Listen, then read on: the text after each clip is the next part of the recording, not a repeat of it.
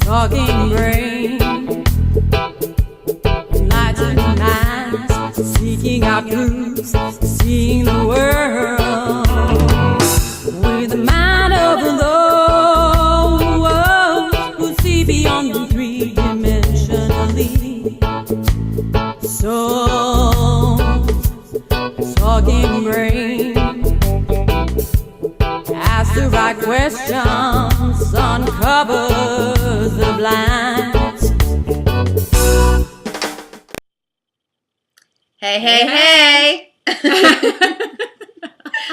Welcome everyone to Soul's Talking Brain on Being Love TV. I'm Ronnie Lipstein, and this is Aline Ohanessian, and you're watching Soul's Talking Brain show live. We just said that. Yes. That was good. Yes, you did. It was good. Did you like that? It's called Double Talk. Double talk. So we are very, very excited for today's show and send forth blessings that everyone is experiencing as much fabulousness as we are about to enjoy on our show in your personal and professional lives. So why don't we get right into the show today, because it is such a special show. We have a very special guest that's joining us today. That's right. We've got a very special guest. We've got John Seeley, President and CEO of Blue Moon Wonders and Heartfire Seminars. He's also the best-selling author of Get Unstuck, the simple guide to restart your life. He has been featured in numerous publications, including the New York Times, LA Times, the Chicago Tribune, Women's World Magazine, the Hong Kong Trader, and many, many more.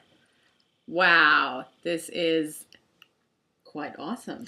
Indeed. So, as we did send forth our blessings unto all, that your lives are fabulous, in the event that they're not. just if they're not. This is where you want to be. Yeah. Tonight's show is a show that you will be able to speak with John, an expert in assisting others to get unstuck, as is the name of his book, to get out of the ruts that we find ourselves in from time to time. It's easy enough to get into them. Very easy. Actually. Something bad happens and our minds become accosted with negative thoughts, and those negative thoughts paralyze us, and they make it difficult for us to be able to take any actions to get us out of whatever perceived rut we have found ourselves within. Mm-hmm. And tonight, we are very blessed to be able to have John with us and to be able to have his wisdom provided for the benefit of all, so that when we do find ourselves in these situations, when circumstances happen, which, gotta love life, they do. They do happen. This is something somewhere that you can come and find the resources, the tools, the tips to assist you to not just get out of that rut, not just survive in life, but to thrive. That is the aim. That's the aim. Manifest your highest happiness, fulfill your destiny. That's the aim. So should we give John a call? That's right. Let's give him a call. Alrighty then. Giving John a call. Here we go. That is the phone ringing. Give John a call. Hello? Hello, John. Yes. Wonderful. Hi, it's Ronnie and Aline. How are you doing? I'm doing great. How are you guys? We are fabulous. Thank you. Thank you so much for joining us tonight on Soul's Talking Brain. I know it's the afternoon for you, right? It is. It is. How is your day going today? It's going great. Great. Wonderful. Well, we're very excited to share you with everyone and to get into all of the wonderful ways that you are going to be able to provide for us with respect to getting out of our ruts, to facing our fears, and to moving our life forward so that we're not just surviving, but we're thriving in all aspects and areas of our life. I want to ask you a question. Did you hear me just then? I didn't. I heard you right now, though. Good. No, because I muted myself because I sneezed, and I wanted to make sure my mute Well, bless you. Thank you. So that's good. yes, well, we're very excited. It's our global society as a whole has been experiencing many economic spirals, down spirals of late. A lot of people are being affected negatively, not only by the economic state of affairs, but also just in their personal lives, their everyday lives, as well as professional lives. And we are really excited that we're able to have someone who has the wisdom to be able to assist us, because this is definitely, not only in addition to the economic conditions and other negative experiences that people may be having, but we also have the overall healing and transcending that's going on with the awakening of so many people. And that itself also brings up issues that people are having to face so that they can deal with those things, get out of whatever that difficulty might be in dealing with those things, or in other words, as you like to say, get unstuck. So how can you tell, for somebody who's listening and isn't really sure if this is applicable to them, how does one know when they're stuck? Well, the real way that I have people look at themselves is usually they already have a subconscious feeling, at least, that there's something that they realize something's not moving. But the clear, easy way to do it is if you've been wanting something for, let's say, at least 6 months, and really no progress has been made toward it, you're clearly stuck. Okay. And I know people who've been in that place for 30 years. So right. All right. So they keep going, I want to do this. I really want to do, and I see, how's that going? Well, nothing's happening. Okay, well, you're stuck. And is this someone who nothing is happening because they're not doing anything, or is it somebody that you would say is doing a lot of things but nothing is happening? It could go either way. And here's what I tell people, and this is an important concept. Basically, it's like you're in a canoe. Okay. And you can be paddling all you want. You can be really paddling, but your subconscious mind might be paddling the exact opposite direction. A lot of activity. You're not going anywhere. Okay. So in other words, consciously we are attempting to take strides in one direction, but somehow on a subconscious level, we're actually fighting against ourselves. Am I understanding that right? Okay. And that's a big thing to understand, because usually we're unaware of what's going on. And so I just tell people, look at your results and see what they are. And based on the result, that's which paddler is winning. And if you can go into that a little bit more, because it's an abstract concept that it might be a little bit difficult for some to grasp. I mean, why on earth would we fight against ourselves? Why would our subconscious mind be taking us away from fulfilling our dream that we're working so hard towards manifesting? Well, there's a lot of reasons, but let's just say that the one thing to understand is your subconscious mind thinks it's doing something good for you. Okay. And I'll give you an example. Someone might say, I really want to have a relationship, and yet for years they don't have a relationship. And so then you could clearly say, well, no, you really don't want to have a relationship, and get in a good argument with them. But the reality is you just go, well, what's your result? And that's what the result is. And so the thing is, there's a part of them that does not want to be in a relationship, so their subconscious mind is sabotaging that. Okay. So it's not necessarily that the subconscious mind is doing that which we're wanting it to do, or what we would deem to be a good thing. It might just be doing what it feels that we're wanting on some level of our being, like protecting us or something, for example. Is that fair to say? Exactly. In fact, oftentimes, you might have said it subconsciously. You might have actually even said it consciously. You might have had your heart broken, for instance, and then you said, well, don't let that happen again. And it said, oh, okay, I can do that. Okay. And so even though you might say, oh, I want to be in a relationship, there's the other part going, no, you told me, don't let you in one. Okay. Wow. So this is all happening inside of our own self and we're not even aware of it. And that's the thing. The subconscious mind is aware of you, but you're not aware of it unless you actually pay attention. Once you start paying attention, you're on an even scale, and now you have the control to make the changes. Oh, so there is a way out. I was starting to feel a little bit like I was drowning here for a minute. No, all the right, good so news is that once you're conscious of it, now you can make the changes, and all of a sudden, you're the one in control, and you basically, I have tools that I help people to align their subconscious mind back with their conscious mind, and all of a sudden you got both people paddling the same direction, and wow, can you make things happen fast? all right, so what are some of the things that we can do? Oh my goodness, we're all so excited now to hear, aren't we? What are some of the things that we can do once we have figured out that we are in fact stuck, that we've been trying to go one way, it's not manifesting, there's obviously something within us that is holding us back or protecting us for whatever reasons that it feels is to our benefit. How do we switch that around? Well, there's a number of ways. I came up with something. I'm getting an echo now. Is it me? I think so. We've got you pretty clear. Yeah. No, I know what I think it is. Give me a second. Okay. I'm going to turn off my little... I was listening to you guys live, so there. I think it's gone. Cool. It's working again.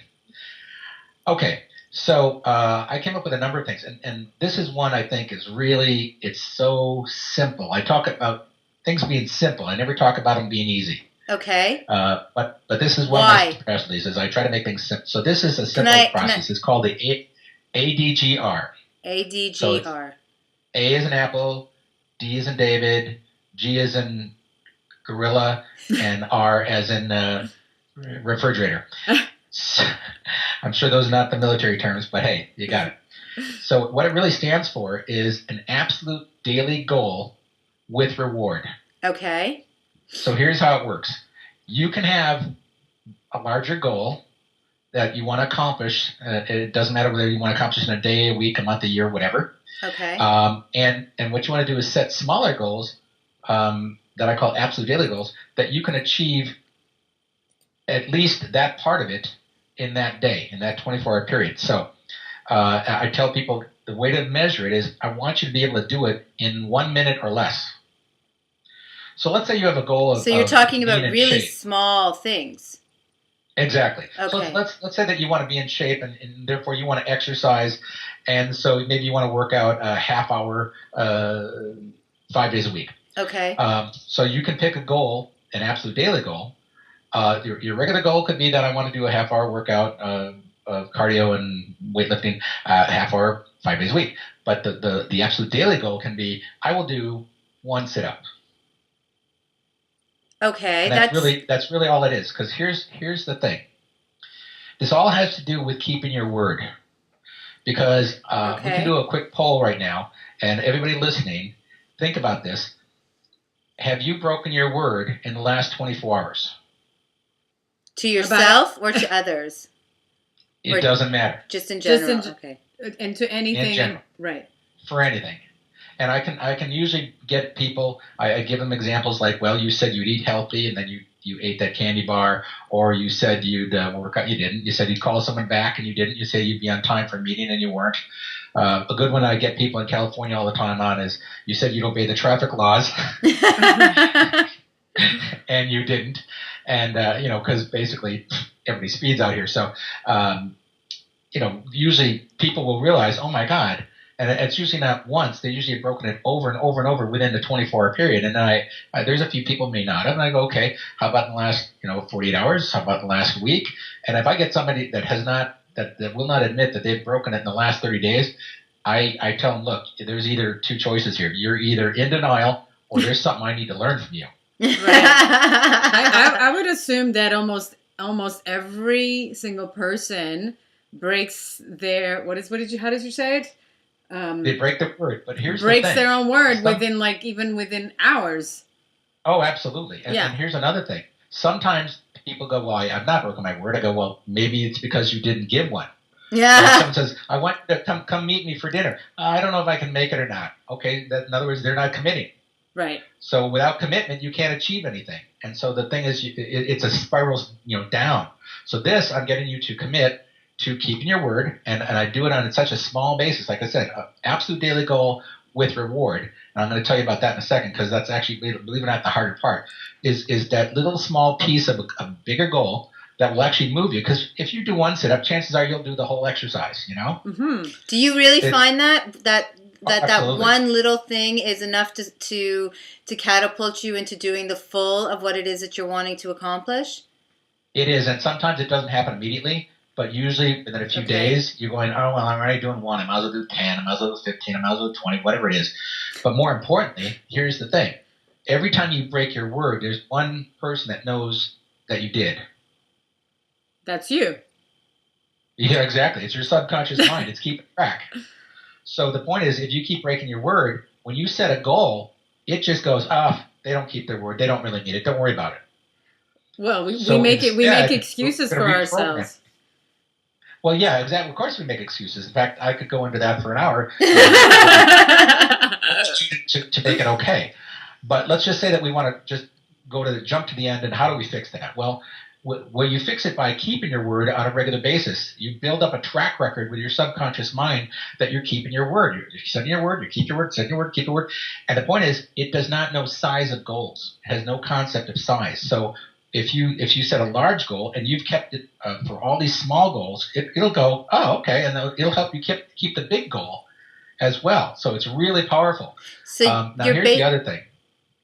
You're basically retraining or training your subconscious mind. Exactly. Okay. Because again, it's there's a part of you that has not been working with you, or you would have all the goals that you already want. Right. Right. So here's the other part that most people find more challenging than what I just told you, and that is, I added that you have to give yourself a reward for doing it. So even though it's a small goal, you can't give yourself a Cadillac because you did a sit-up. Or can you? You did a sit-up. No, that doesn't Or work. give yourself a nice candy or chocolate because you ate well. Although you do get the one, I'll give you 1 square of dark chocolate a day, so that's okay. Alrighty. But no, so you want to pick an appropriate goal. And this is usually where my clients find the most challenging is like, I don't know what to reward myself. Now, here's part of the problem. Some of them are thinking, well, I didn't really do much, so I don't really deserve much. And I'm like, this is your whole problem. You're feeling that you're undeserving. And what I got to tell people is your subconscious mind, 80% of that programming was done by the time you're 8 years old. Mm-hmm. Which means that 80% of the time you've got an 8-year-old running you. Wow. So also, more importantly, 8-year-olds want to be rewarded. Yes. If they do something right, they want to reward and they do not want to wait. So what would you suggest? They don't want delayed response to getting reward. So that's why you're rewarded. There's a really important reason for rewarding yourself. So what would you suggest then as a reward for doing a sit-up, for example? It could be you get to listen to your favorite CD. It could be you get to call a friend and have a nice conversation. You get to go to a park and sit for 15 minutes. Right. You get to read from your favorite book. Things like that. So taking some time for self. Yes, exactly. Right. And it's really something that really is a reward for you. Right. Okay. That's great. That's a fabulous example, and that brings it all together really well. And I love how you just gave the analogy that the subconscious is like an 8-year-old running the show, and the requirement for your inner child, which I suppose can also be the subconscious, the need for the instant gratification, the recognition, and the acknowledgement, which, as adults, we are always looking for acknowledgement. So it makes so much sense knowing that on the subconscious level, in that it is basically the inner child where that drive for recognition and acknowledgement comes from. And, everybody wants to know that they're doing a good job, that they're appreciated, that they're loved. And this brings it all very beautifully together. It does, and the thing is, a lot of people don't realize that whatever they had growing up between the ages of 0 and 8, that's what they think life is about. And so, even though on an adult level they might believe something different, if your subconscious mind still has that belief and you're not aware of it, then that's where you run into problems. That's where people have low self-esteem, even though they're very successful. And this is a way that, by the way, will raise your self-esteem little by little. Right. Mm-hmm. Because when you do it for the little things, your subconscious will start to recognize the bigger things, and you'll be consciously rewarding yourselves because you've gotten into a new habit, a healthy habit of assisting the subconscious and the conscious to collaborate together. Well, exactly. And, the thing is, we always want to be right about things. In school, we're rewarded with good grades if we're doing it right, and we're rewarded with bad grades if we don't. Right. Or if you're brought up Catholic, with a ruler. So the point is that, and I was brought up Catholic, I can say that. But anyway, the idea is that if we want to be right and we have a subconscious belief that we don't deserve something, then we will sabotage it in order to prove that we're right, that we didn't deserve it. Yeah. So this will help to reprogram that and change your belief. And because it's gonna build up a whole track record that you can look at and go, no, I do deserve it. Look at all the times I kept my word. Right. Yeah. Right. Right. That's wonderful. Realigning the mind and retraining the brain to assist you to get where it is that you want to be. Well, it's kind of also gives you the faith and the trust. Actually, trust is extremely important. Is when you are saying, "Well, look at that. I do deserve it because, I didn't break my, my little rules or my this that. So I do deserve it." Is also another way of actually allowing yourself to trust much more in what you are doing, right? Because trusting is extremely difficult when we don't know what the result of something is going to be. For example, if we want to achieve something, then something that we want, it's something that we want, we don't already have yet, right? So we have to trust in ourselves that we're going to do what we need to do in order to achieve it. So I think it allows makes it easier to trust yourself in order to achieve that which is your goal. Which is your goal, yeah. Exactly. Absolutely. Well, beliefs, as I'm sure you know, of course, John, are the driving engine, right? As you were saying, if you believe yourself to be unworthy, then you will not manifest what it is that you're going after, because you will prove to yourself that you're unworthy. And so what we believe, true or false, we make true or false by our choosing to believe in it or not. And so to be able to have a tool that assists us in assisting ourselves on all levels to come into alignment with what it is that we're truly wanting, to be able to create a belief that is truly assisting, uplifting, empowering, and enlightening us, is that which is providing the trust that gives us the impetus to actually take the chance to do what it is that we were wanting to do, so that we can achieve what it is we're wanting to achieve. So that's wonderful. I agree with exactly what you're saying, and I want to bring up a couple of quick points. I hope I remember both of them, because I was thinking while you're talking, oh yeah, that's great. Anyway, so okay, one of them is there's that big talk about the law of attraction. That was in The Secret, and a lot of people are going, well, if the law of attraction worked, I just have to think I want something and I get it. And I'm like, well, that's kind of part of it, but you know what? What I was trying to get along with the other part of it is that does work, but guess what? Your subconscious mind also does the law of attraction. And so whichever one look at the results is getting the results, that's what's using the law of attraction better. So and again, it thinks it's doing something good for you. So you mentioned protection. Absolutely, that's one thing that it tries to do. And I've got all different ways I work with people to talk with them. We literally got their subconscious mind to come out consciously and talk to them or talk to me, and tell us what it's doing and why it's doing it, and then we we reprogrammed it and said, okay, this is your new job. And so there's really a lot of importance to this whole concept that we're talking about. And you brought up trust, which I think is absolutely true. You have to trust in yourself. And if anybody has trust issues where they don't trust other people, well, I always know that is a key, that they don't trust a part of themselves to know whether they should trust, who to trust and who not to trust. Right. Mm-hmm. Absolutely. So that's the issue. Whenever you go, I don't trust that person. Well, okay, part of it is maybe that one person, but if you don't trust a lot of people, okay, then it's you. You're the common denominator, and that's we have to heal that issue within yourself. And when you do trust yourself, guess what happens? Because there's a party that knows exactly who to trust and who not to trust. It knows what road to take, what course to take, and whatever you're doing in your life. And you just have to be able to connect to that part of you, and then you don't have to worry. Yeah. Well, you don't have to worry about the outer, because the inner, which is you, the self, is the actual antenna. It's all you need to trust in is yourself. Well, it is, except that a lot of times in life, we humans have a lot of static going on in our heads. Yes. And therefore, it's tough to get that antenna to pick up, the signal. Sure. So you got to clear that static out of your head. And actually, I have another tool for that really does help a lot.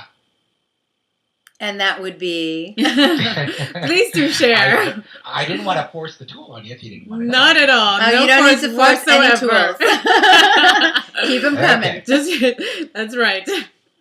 Well, this is a tool. It's out of my first book, Get Unstuck, and it's actually called the Soul Letter. And it's a 7-step guided written process which takes you all the way through the various levels of your subconscious mind and gets you into that place of loving and balance within you. And that's where the clear signal is. So it's about forgiveness. It's about letting go of the negative energy that's been within you. And, right. And here's the cool thing about this. First of all, it takes a lot of energy, physical energy, to hold all that within you, all the emotional stuff. Right. And once you release it, the energy that's been used to hold it is now free to do anything else you want to do. Well, you've got it's kind of charged batteries back up. Exactly. Yeah. And this is, speaking of charged batteries, that's another little analogy I want to use if I could, because again, this is just such crucial information. Once people understand some of these concepts, they go, "Oh my God, no wonder." And this is one of those. So imagine that you are a battery, actually, because really you are. Mm-hmm. That's and, right. I mean, geez, we're inside. We got liquid inside, and we carry charge, electrical charge. And if you ever rub your feet on a carpet and touch someone, you'll give them a charge. So it is actually true. We are batteries, but the charge I'm talking about are the emotional, charges that we've carried as emotional wounds or emotional pain. Mm-hmm. And here's the happen. Let's say that you have just arbitrary a negative 4 of emotional energy within you, and then someone that you're interacting with does something that warrants, say, a negative 3 response. They did something and they should get a 3 response, but because it's the exact same issue that negative 4 is, it attaches itself, and now you feel a negative 7 about that issue, and you give them a negative 7 response. And you feel completely justified because you feel all 7. They're going over there, "Hey, yeah, I did something wrong, but I only did a 3. Come on." And then suddenly now they're mad at you. And it goes back and forth. I'm not getting the numbers. Are the numbers... The numbers are arbitrary. It doesn't really matter. Okay. The point is, if you have negative energy inside of you, and someone does something else to add to that negative energy, you will respond with not only what they did, but also the previous stored up energy, and give them back more than they deserve. Of course. Mm-hmm. But you'll feel justified because you feel it all, and not if you don't get that conscious understanding that you've got some negative energy within you. Right. Then you will give them back all this, and that causes just problem after problem. Yeah. And so we're back to the soul letter. The soul letter is the way to get rid of that negative energy that's within you, and therefore get rid of that static that's been within you, and be able to get that clear signal. And the soul letter you mentioned, it had, did I hear correctly? You said that there were 7 steps? Yes. Okay, that's why I was getting confused with the numbers. Yeah, we would love to hear them. Okay. Well, and here's, I made it as simple as I could. what I did is I gave you the 7 levels, but I actually gave you little lead-in lines that you just complete the sentence. Okay. And then what happens is you have to keep repeating and repeating and repeating, and it's like you're scraping away, dirt, and you keep scraping away, and all of a sudden you hit a gusher, and then you've hit the emotion that's been in there. And so, and here's the other caveat I have to offer. With women, oftentimes the top 2 are reversed, and the reason is that in society in general, women have been taught it's not polite to show anger, and instead it's okay if they show sadness. Whereas Right. guys have been taught exactly the opposite. Right. For us, it's okay to show anger, but it's not okay to show sadness. Right. So I tell people, here's what we want to do, and here's the guideline of how to write a soul letter. You pick either an event or a topic. So an event is there's something that happened that you have a lot of energy on, that someone did something to you and you really feel upset, and okay, that's it. The other thing is a topic, like it's an ongoing thing, where it's one of those where the straw breaks the camel's back because it's been going on for years and people, I finally have had enough. That's a topic that you can deal with. So you have to pick one or the other. Okay. And if you want it, you just close your eyes and think about whatever you're most upset about, and it'll come up. Believe it or not, it's in there. So Some people don't really have to try that hard. exactly. So then you do it, and okay. So the first level is blame and upset, and I try to let people know that again these two sometimes are reversed for women. So blame and upset is about expressing your feelings about that you're angry, that you're upset. And literally, you can use the feed-in lines. I'm so angry that I'm really so upset. It really upset me when, such and such. Okay. And then if you have to go on a little bit of a rant because it just triggers you, that's okay. Right. Okay. Good release. And so It's good to let it out.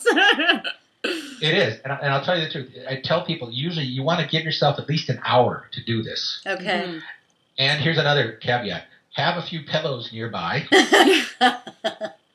for 2 different reasons. One is if you get triggered and you're really mad, you can beat the crap out of them without hurting yourself or anybody else. Or 2, if you have enough of them, you stack them up and you ram your head down in them. You can scream at the top of your lungs without scaring the neighbor's cat. Okay. Well, get the pillows ready. Exactly. So you keep repeating, I'm so angry that it really upset me when, blah, blah, blah. You keep going on and on, and finally, you'll hit it, and poof. So let it out. And believe it or not, what happens is these levels are stacked. So if let's say, for instance, again, sometimes for women, they're not angry, but they're sad about something. Okay, great. Start with the sadness. So that's the next area, sadness and wounds. And so I'm really sad that it really hurt me when, those kind of things that you repeat over and over. And then the anger will be underneath that. So once you clear all those emotions out, then the next one will come up. Right. And so between the 2 sections, you'll get it all right there. But then here's the next section that comes up, and that's doubt and fear. Okay. And this is usually the key section. This is usually why you're upset. So this is really important. So you can start off with, I don't know if, I'm really afraid that, and you just keep repeating those and fill in the blanks, and whatever will come to you. And it starts out sometimes, I'm really mad you left your socks out, and then you get to this section, it's like, because I'm really afraid you don't love me. Right. Right. It's really layered. Day and night. Yeah. Yeah. And I'll tell you, here's another, these are really powerful, and there's so many different things that could possibly happen with these. I've had people who were halfway through it and realized they were writing it to the wrong person. They were writing it to their significant other. It turned out they were really mad at one of their parents. Yeah. For sure. Well, as you said earlier, when we meet somebody who upsets us, when we respond to them, we're responding to them with whatever they've upset us with, as well as whatever we already have. So that makes perfect sense.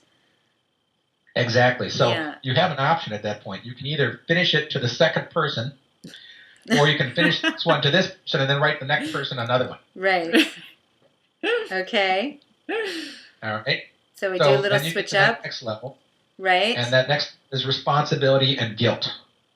And this is where you get to dump any guilt that you have for something that you did or didn't do. And then you can say, I'm really sorry that I called you such and such. And if you get to the place of, I'm really sorry that you're such a jerk, then obviously you didn't finish that anger section. So go back and do a little bit more of that.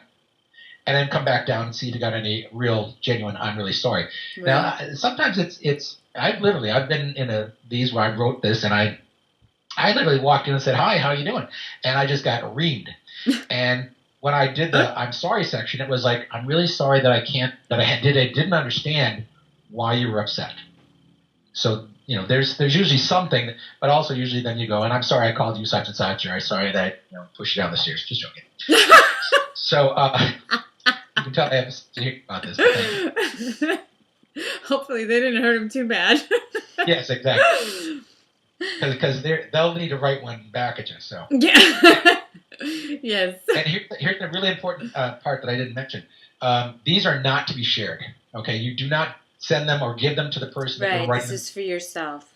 Mm-hmm. The benefit is that gives you the freedom to say anything you want because they'll never see it. And the good thing is, of course, because in real life, oftentimes we don't express it fully because we're afraid of what they're going to say or feel. Yeah. This gives you permission to express it completely and let it go. And here's a good thing. You can write it to people who are not even still living. Yeah. Mm-hmm. The good thing about that is then they kind of probably really get it.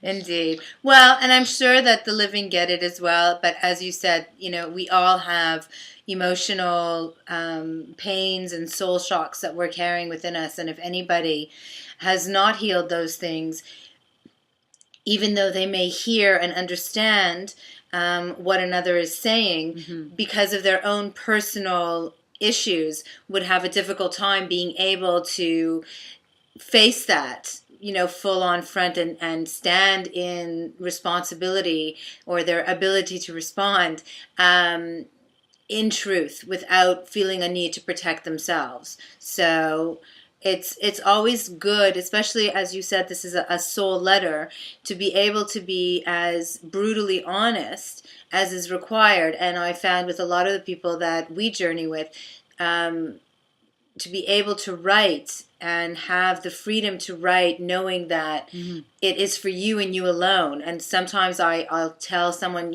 write it, and if you're worried, then you can burn it up afterwards. But the actual cathartic expression of releasing your emotions is so invigorating to the individual that in and of itself, without having to actually speak to the person that it might be about, provides for them the healing, or at least the impetus to begin the healing that they require. So it's very important to have that ability to be completely open and honest.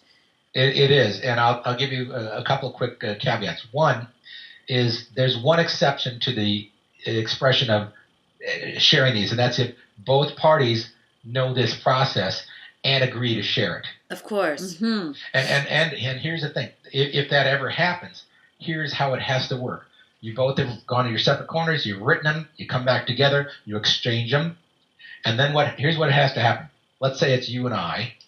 Is that you and I? You and me, whichever. One of us. We'll start. I will read your letter out loud to you. Oh.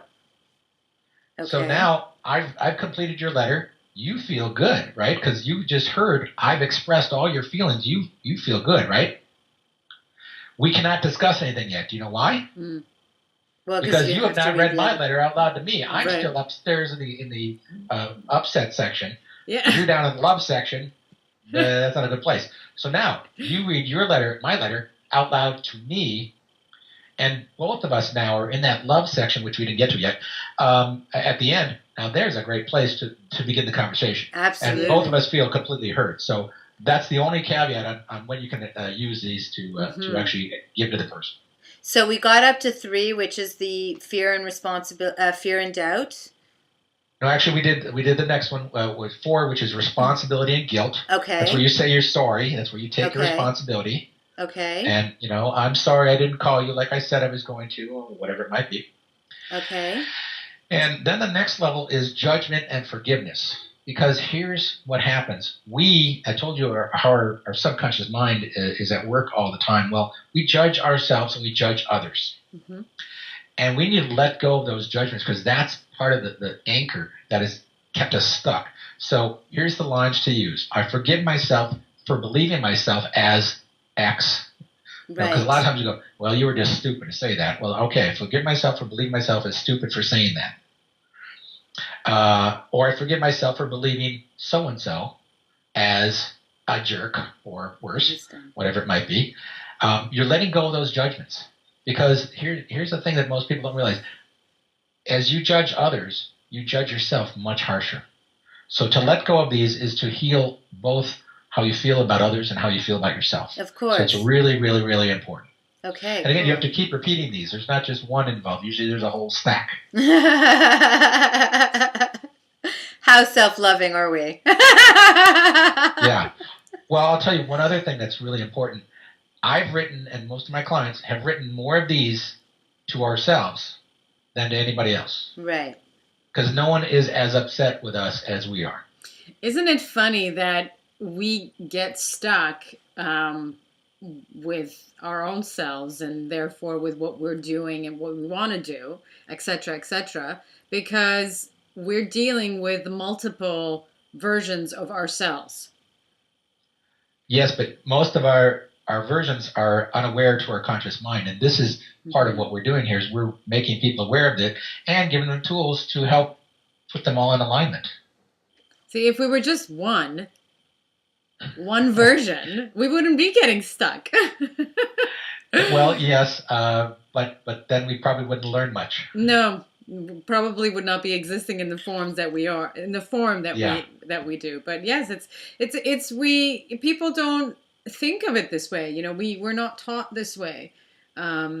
To be that we've got different aspects of our beingness, the subconscious and the conscious that are things that we are dealing with on a day-to-day basis. We're just taught it's just you and this is what you have to do, and anything else that happens to us or doesn't happen to us, whichever way you want to look at it, we are ready to see that it's the external forces that are doing that to us as opposed to us doing it to ourselves.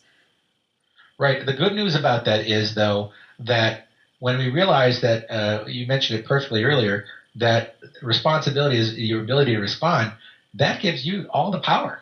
Absolutely. Because then you can choose how you're going to respond to something, and you can then make different choices, and you can heal these issues and take all your power back. This is an excellent thing to have. Mm-hmm. Yeah. So the next level that we have is called hopes and wishes. Okay. And what I tell people about this section is, imagine that you have a magic wand. What would you like to have happen? And I mean, what would you like to have happen in regards to this issue, okay? Mm-hmm. Or this person? Like it could be, I wish that we could have a conversation without always having an argument. I wish we could care more about each other and do more, pleasant things together. I wish that I could be open and honest with you, or I wish you could be open and honest with me. I wish we could be closer, whatever it might be. And I tell people, wish for everything you really want here, because this is where that law of attraction is kicking in. It's asking, what do you want? So I'm saying, go for the moon. What do you really want about this? And I had somebody said, well, I really want a new car. I said, no, that has nothing to do with the situation. That's nice, but that's not what this is about. This is about wanting with regards to this person. What do you want? And that's really powerful. So, and the key that I add at the end of that session, part of the soul letter is this or something better for the highest good of all concerned. Absolutely. And that allows, because sometimes we don't wish high enough. And so why not open the door to, just in case I didn't, I'll take this or something better for the highest good of all of us. Very nice. Yeah. Very nice. So I guess this brings us to the final stage of love, as you mentioned earlier. It's truth and love. Okay. Truth and love. And this, by the way, I've written these to coworkers, to bosses, to relatives, to myself, to deceased people. And this is because, always something you're writing to a person as opposed to a particular situation? You could write it. You could write it to a company. Okay. You could write it. You can write it to God. But it's to someone. Yeah. It helps you to, because usually we blame people. We blame things. So yeah, there's usually a point of origin for where you want to focus this. Right. And then usually, again, this is for clearing the energy within yourself, but it does. You're right. You mentioned earlier, I've saved relationships. I've saved jobs with this, not only in my life, but in the lives of many people that I know. Because, and I'm going to give you another little trick in a little while of how to do it right in front of the person that you're doing it to. Because I get people excuse, they're always around. Well, I've written right in front of the person. They didn't know what I was doing. So I'll tell you that trick in a minute. But the point is, we're going to get you down to this truth and love section. And so some people go, well, it's my boss. I don't really love him. I go, well, okay, then here's what you can write. I really appreciate you for. I really respect you. For yourself and for the other ones that are in your life that you do love, I really do love you for such and such. Right. And this detail, I really care about you. I really want you to be happy. Really, because really, this is why all the rest mattered, because you actually do care about these people. Right. If you didn't care, you wouldn't have these feelings. It wouldn't matter. Of course. Yeah, that's right. And something to go right after that, especially when you're writing these to yourself, is, and the truth is, because a lot of times you were really upset, and at the end you go, and the truth is, I really care about you. I really want us to work things out. I really want to make things better. I really want to let this go once and for all, whatever that might be. So now I'll give you a little hint about how you can do this right in front of people. Okay. The one way that I was doing it, and it's actually faster too, is I've just used the first letter of each word. And it looks like gibberish when you're writing it out. I was going to say. But you know what it means, because and these are handwritten. Right. Now, for some of us where the computer has become an appendage, you can try it on that, but I found really good results when you handwrite them. But, frankly, some people are even more literally, like me, I'm on the computer 8 to 10 hours a day, so it really is an appendage, and I can type just as fast as I used to write.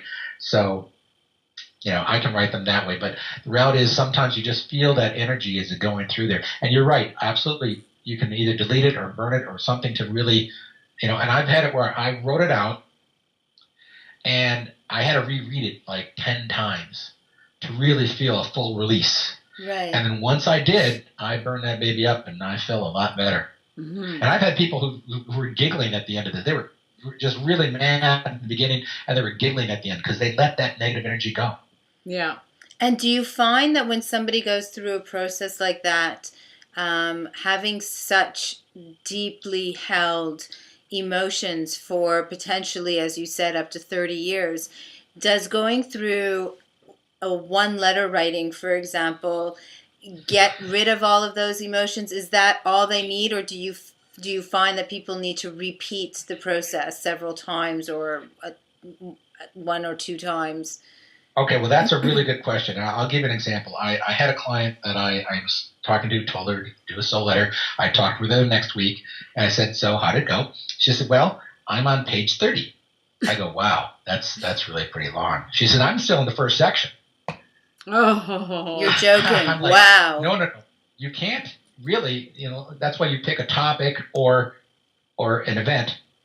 You can't do 30 years of living in one letter. You can't just get it. So yes, you might have to write a dozen of these letters to the same person. I've written more than a dozen, probably more than 2 dozen, to me. Okay. So yeah, believe me. And here's the good news, because you can do all the old stuff, but new stuff comes up all the time. But you can take care of it right away with one of these. Right. And it doesn't have to then build up within you. And so you find that it does, with respect to choosing a specific situation, circumstance, when you do write the letter, that it does alleviate the negative emotions that you have with respect thereto by writing the letter one time. Well, sometimes you can get it in one time. Sometimes it really takes more. But here's the good news. It will shift some of that negative energy out regardless. Right. And when you're involved with anybody, whether you're physically close to them or not, they will sense a difference.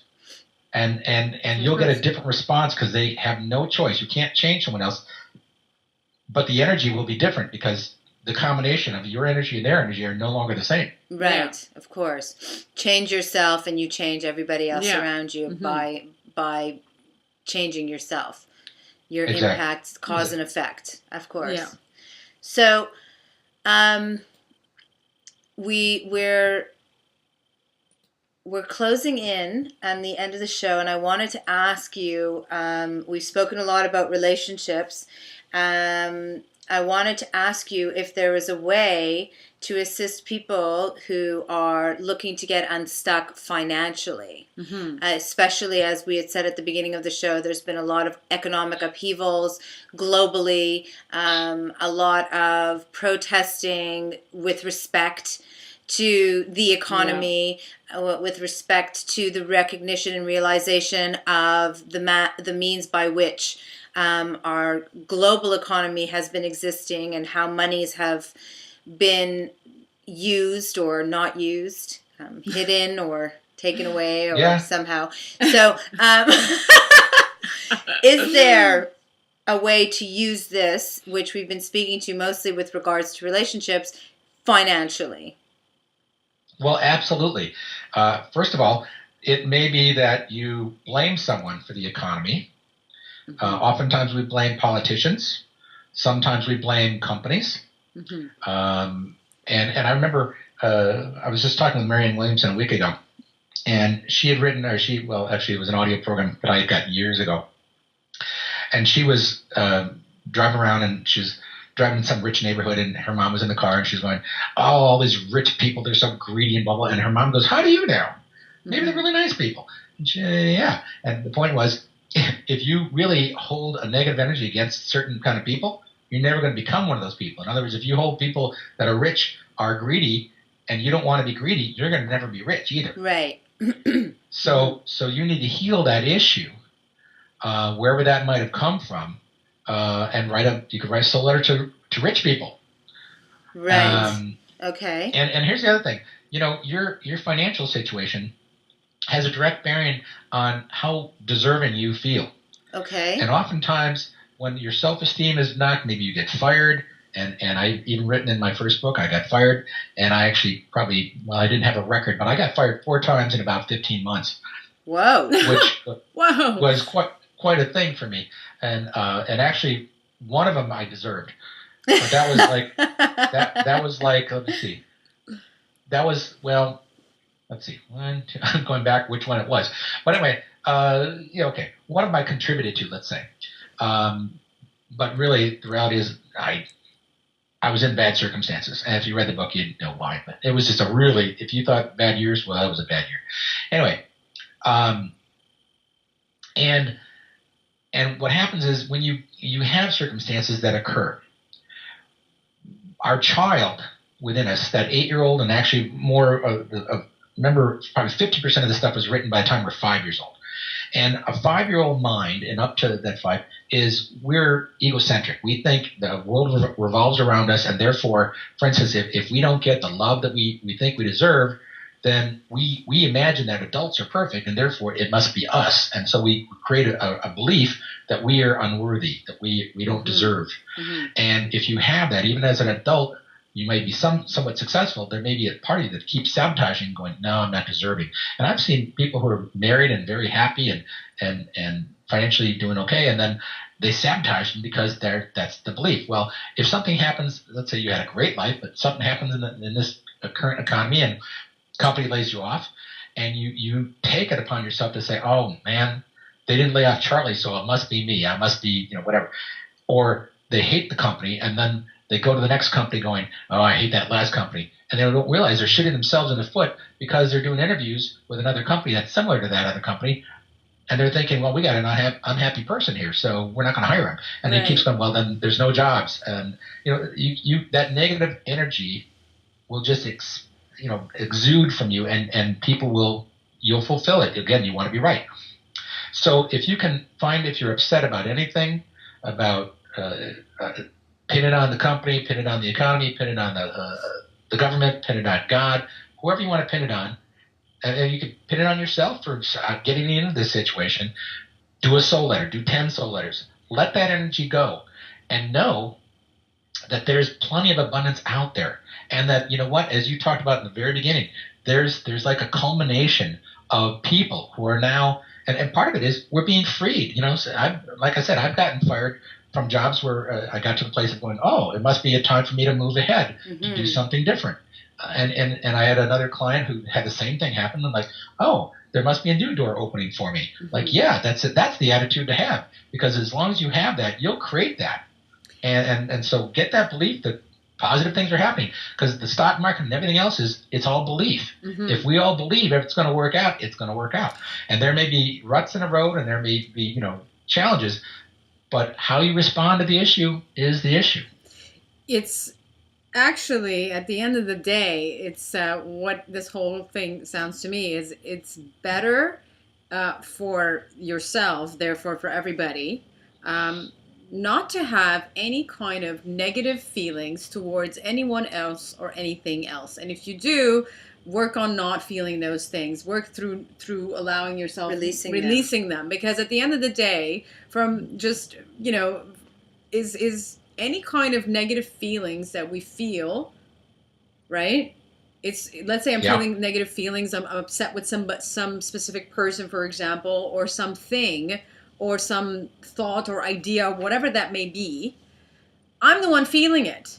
And I'm the one creating that negative energy for me because I'm feeling it for something else. Right?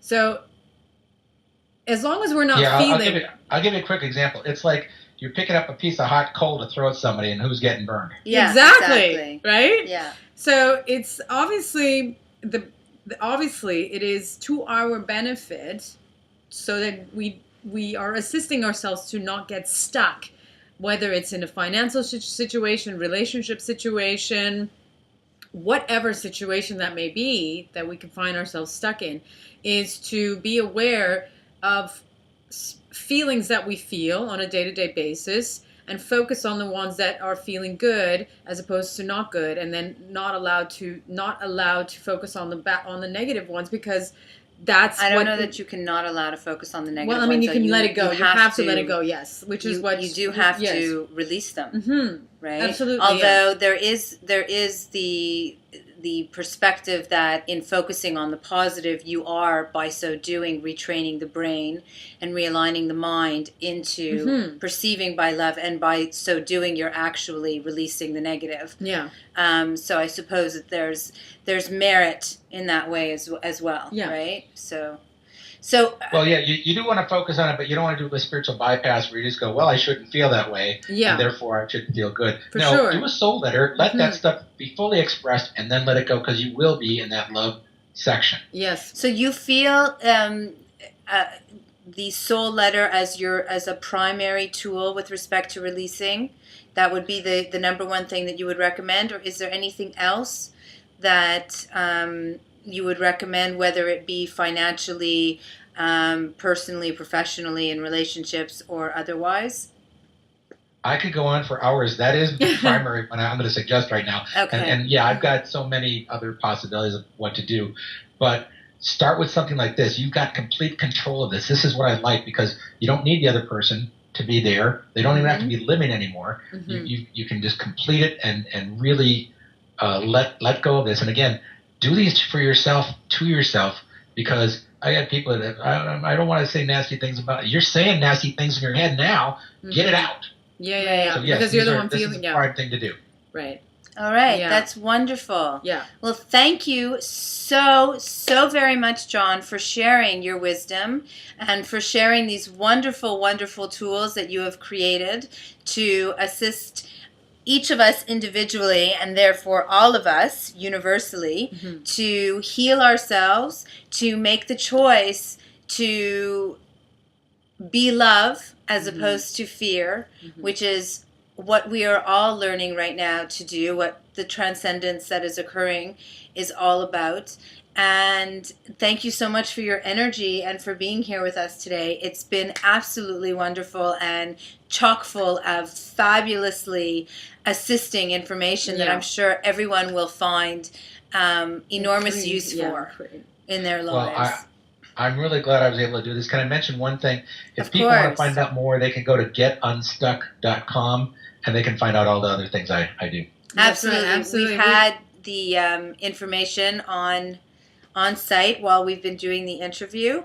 So all your different addresses. So definitely, we highly recommend checking John out. We have been following him actually for a number of years. Mm-hmm. We are subscribed to his newsletter. So if you would like to get some Unstuck. wisdom in your email to assist you to get unstuck, then John Seeley is definitely somebody that you would like to get connected with. Yeah. And if you sign up following me on Twitter or Facebook, I also put positive sayings every single day. Mm-hmm. Yes. Wonderful. Yep. It's been a pleasure. I have been, receiving in the inbox on, I don't even know if it's daily or is it, at least throughout, at least once a week, John Seeley, I love the inspiration. I love knowing that there is, well, the whole Unstuck thing is something that actually stuck to me. It's kind of funny that I can say that. Well, I want to add one final thing if I can. It's leap year day. Yes, it is. I suggest people take a leap of faith and try something new. Try one of these things that we suggested because it'll change your life. That's right. Yeah. Well, that's the courage, right? That's doing something different. That's stepping forward. That's facing it, and that's allowing for the movement to occur, that which is what we are wanting to manifest. And going back to the beginning of the show, that one little thing could be that you just take out the paper and the pen to write the soul letter and then reward yourself. And reward, yes. For doing so, and thereby showing yourself what a wonderful being that you are, how deserving you are of yourself, taking the time to do that which is necessary to heal self, that you may be in a state of love and therefore benefit all. That's right. Absolutely. Very cool. Wonderful. Thank you, John. Well, Ronnie, Aline, thank you both. It's a pleasure. Thank you, John. And hopefully we might, who knows, maybe we might have you again on the show for some more inspiration. Sounds great. That would be wonderful. That would be great. Blessings to all. Thank you so much for joining us here today on Being Love TV's Soul's Talking Brain. I'm Ronnie Lipstein. Aline Johannesyan. We send forth blessings for your highest happiness manifest in our eternal now in comfort, ease, and joy. Namaste in Lakesh Alakin.